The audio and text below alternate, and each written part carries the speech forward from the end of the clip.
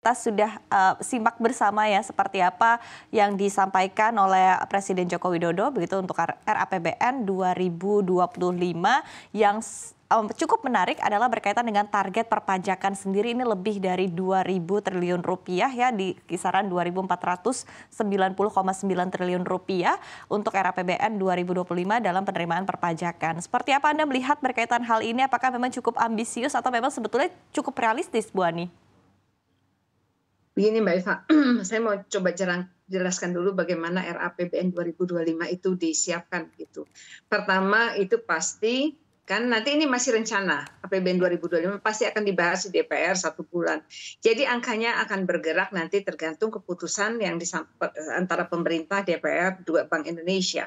Kemudian yang kedua, penyusunan APBN itu kan basisnya juga asumsi-asumsi. Ada asumsi makro ya, misalnya pertumbuhan ekonomi, inflasi, nilai tukar, suku bunga, lifting, migas, begitu. Kemudian juga asumsi ini nanti akan menghitung berapa perakiraan pendapatan negara dan belanja negara.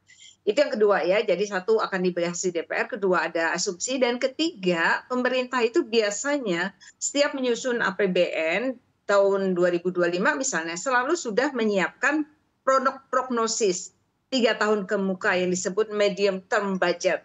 Dan juga pemerintah kan punya data series tahun sebelumnya.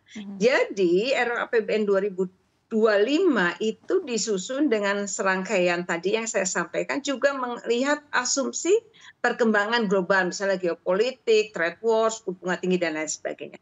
Jadi saya mencoba melihat dari data-data asumsi makro 2024-2025, dunia, kemudian situasi budget ya tahun-tahun sebelumnya, saya melihat sebetulnya target pajak relatif kalau angkanya itu bisa kita terima.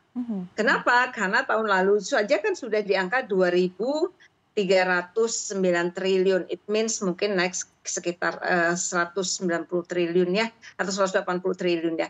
Jadi kalau lihat angkanya kita masih bisa menerima karena data RAPBN 2024, 2023 dan perakiraan global dan asumsi. Karena asumsinya Mbak juga kita lihat kan ada perubahan nilai kurs ya. Misalnya 2025 nilai kurs itu menjadi 16.100 misalnya. Kemudian ada perubahan mengenai lifting. Itu pasti juga akan mempengaruhi postur dari APBN, termasuk di sana pendapatan negara atau penerimaan pajak nanti kita bicara, dan juga belanja negara. Satu itu. Tetapi ada catatan penting yang mungkin perlu kita perhatikan. Pertama, melihat realisasi data. Data ya, data 2024 Juli, itu kan kita lihat penerimaan pajak kita memang sudah 52% dari target, tetapi kalau dilihat di PPh non-migas, terutama kaitannya dengan harga komoditas, dia mengalami penurunan turun 3,0% year on year. Kemudian PPh migas ini lebih karena lifting migas kita kan hanya di angka 570, sementara asumsi makro 2024 itu di 635, sehingga PPh migas juga kontraksi atau mengalami penurunan minus 13,21%. Implikasinya adalah pemerintah juga sudah mengumumkan di laporan semester pertama Juni 2024 yang kemudian juga disampaikan di situ ada outlook ya. Outlook itu adalah perkiraan akan terjadi di akhir tahun 2024. Tapi outlook ini juga bisa berubah ya ketika situasi nanti harga minyak dan lain sebagainya berubah di dalam asumsi. Disampaikan bahwa penerimaan penerimaan dari perpajakan itu akan berada di angka kisaran 96%. Oke, artinya kita tidak mencapai 100% dari target yang disampaikan di 2024.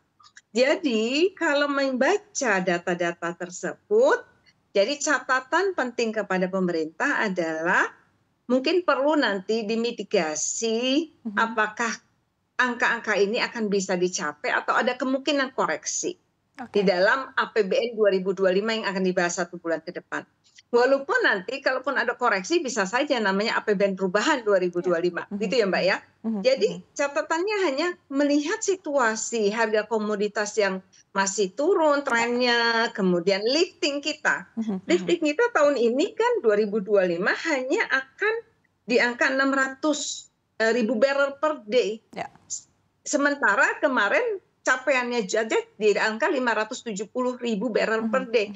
Jadi ini perlu kita antisipasi karena apa? Defisitnya bisa bergeser karena outlook 2024 saja defisitnya itu diperkirakan oleh pemerintah akan melebar dari 2,29% menjadi 2,7%. Jadi kalau lihat angka-angka basis asumsi data series 3 tahun bisa kita terima Mbak, tetapi ada warning tadi data realisasi penerimaan pajak dari akibat harga komoditas, lifting migas itu ada koreksi dan ini akan memungkinkan terjadinya pelebaran defisit anggaran. Di 2024 berarti di 2025 juga akan bisa terjadi perubahan. Baik. Tadi menanggapi warning atau concern dari Anda, Bu Ani, begitu. Apakah memang artinya di satu sisi ketika pemerintah tetap berupaya untuk mencapai target dari penerimaan negara dari perpajakan itu sendiri, apakah memang artinya dari sisi mungkin dari basis pajak ataupun juga dari tarif pajak sendiri yang memang mau tidak mau akan ditingkatkan oleh pemerintah begitu dalam upaya untuk mencapai target. Karena tadi dari sektor migas seperti yang Anda sampaikan begitu ya cukup challenging begitu. Artinya mungkin